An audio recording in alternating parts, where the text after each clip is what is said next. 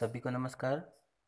आज का अपना टॉपिक है वित्त के प्रकार, टाइप्स ऑफ फाइनेंस। इस टॉपिक में अपन देखेंगे कि फाइनेंस कितने प्रकार का होता है। यदि हम प्रारंभिक तौर पर देखें तो बेसिकली जो फाइनेंस है उसको मेजर दो कैटेगरी में डिवाइड किया गया है, पब्लिक फाइनेंस और प्राइवेट फाइनेंस। वित्त को मुख्यतः दो भागों में विभाजित किया गया है, सार्वजनिक वित्त और निजी वित्त। अब अपन ये देखते हैं कि सार्वजनिक वित्त में कौन कौन सी चीज़ें शामिल होती है और निजी वित्त में कौन कौन सी चीज़ें शामिल होती है।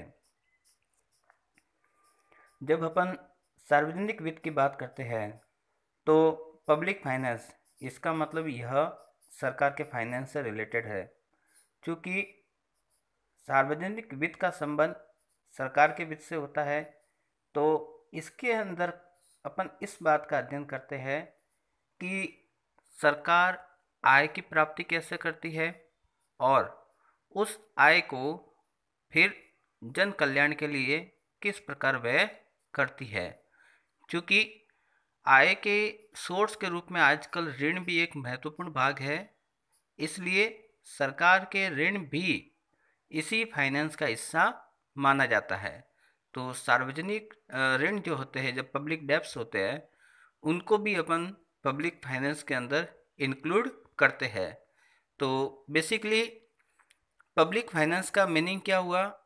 सरकार के आय प्राप्त करने के जरिए और उस आय को व्यय करने के तरीकों का जो अध्ययन होता है उसी को अपन सार्वजनिक वित्त कहते हैं। सार्वजनिक वित्त के अंतर्गत तीन कैटेगरियां है या इसके सब सेक्टर जो तीन है। पहले आती है केंद्र सरकार, जैसा सबको विदित है। जैसे भारत में दो व्यवस्था है, राज्य सरकार और केंद्र सरकार। तो इसकी एक भाग के रूप में अपन कह सकते हैं केंद्र सरकार के जो आय व्यय के जो प्रावधान होते हैं या उनके जो तौर तरीके होते हैं उनका अध्ययन भी इसके अंतर्गत किया जाता है। इसी प्रकार राज्य सरकार जो अपने आय और व्यय करती है उनके आय और व्यय करने के तरीके भी इसी के अंतर्गत अध्ययन किए जाते हैं। इसके साथ साथ हम देखते हैं कि चूँकि समय के साथ साथ बदलाव आया है और अपन अब जब ग्लोबलाइजेशन के दौर में जा रहे हैं तब प्राइवेट सेक्टर भी अपनी एक अहम भूमिका निभा रहा है। तो ऐसे में हम देखते हैं कि अर्ध सरकारी सेमी गवर्नमेंट सेक्टर भी अपने आप में तेज़ी से डेवलप हो रहा है, जिसको अपन आजकल पीपीपी मोड भी कहते हैं, पब्लिक प्राइवेट पार्टनरशिप। क्योंकि यह सेक्टर भी बहुत तेज़ गति से बढ़ रहा है इसलिए उसको भी अपन नेगलेक्ट नहीं कर सकते। तो इसी पब्लिक फाइनेंस के अंतर्गत अपन उस तीसरे सेक्टर का भी अध्ययन करते हैं जिसमें सरकार और निजी दोनों का सह अस्तित्व होता है। तो इस प्रकार हम देखते हैं कि सार्वजनिक वित्त के अंतर्गत केंद्र सरकार, राज्य सरकार और सेमी गवर्नमेंट इंस्टीट्यूट की जो भी इनकम और एक्सपेंडिचर की जो पॉलिसीज होती है उनका अध्ययन इसके अंतर्गत किया जाता है। फिर हम देखते हैं कि वित्त का जो दूसरा सबसे महत्वपूर्ण भाग था वो है निजी वित्त यानी कि प्राइवेट फाइनेंस। तो निजी वित्त में हम देखते हैं कि इस भाग के अंतर्गत निजी व्यक्तियों और संस्थाओं के वित्त से संबंधित अध्ययन कार्य किया जाता है।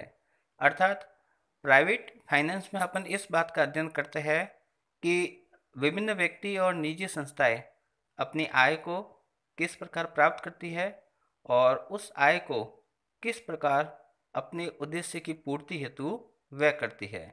तो हम देख सकते हैं कि निजी वित्त के अंतर्गत निजी व्यक्ति और निजी संस्थाओं के द्वारा कमाई गई आय और उनके व्यय करने के तौर तरीकों का अध्ययन किया जाता है।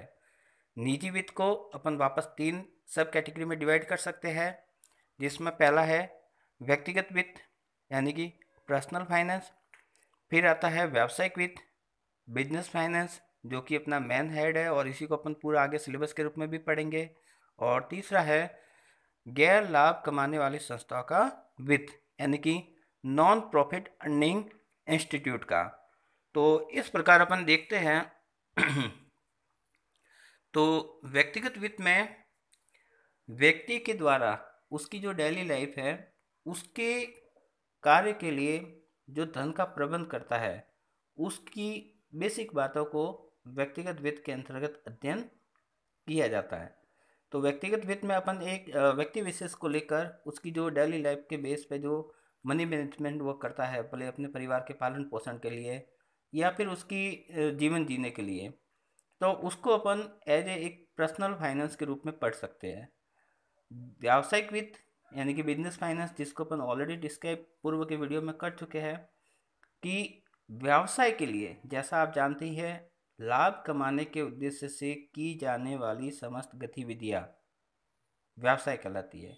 तो चूंकि हर एक प्रॉफिट मेकिंग जो इंस्टीट्यूट है उनके लिए जो भी अपन वित्त की व्यवस्था करते हैं उन सब का अध्ययन इस व्यावसायिक वित्त के अंतर्गत किया जाता है। फिर आते हैं गैर लाभ कमाने वाली संस्थाएं। ये वो ऑर्गेनाइजेशन होते हैं जिनका मोटो प्रॉफिट अर्न करना नहीं है, और चूंकि जैसे अभी पहले बताया जिनका मोटो प्रॉफिट अर्न करना होता है वो तो बिजनेस कहलाएंगे। चूंकि इनका तो लाभ कमाना उद्देश्य भी नहीं है इसलिए हम इनको व्यापार न कहकर गैर लाभ कमाने वाली संस्थाएं कहते हैं।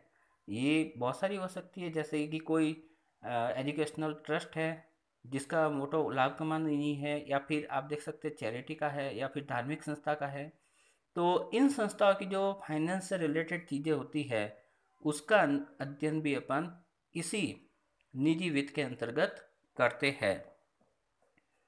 तो इस प्रकार अपन देख सकते हैं कि निजी वित्त के अंदर अपन तीन चीज़ें पढ़ते हैं: व्यक्तिगत वित्त, व्यावसायिक वित्त और गैर लाभकारी संस्थाओं का वित्त। इन सब का अध्ययन इसी निजी वित्त के अंतर्गत किया जाता है और अपना जो बिजनेस फाइनेंस है वो भी इसी का एक पार्ट है।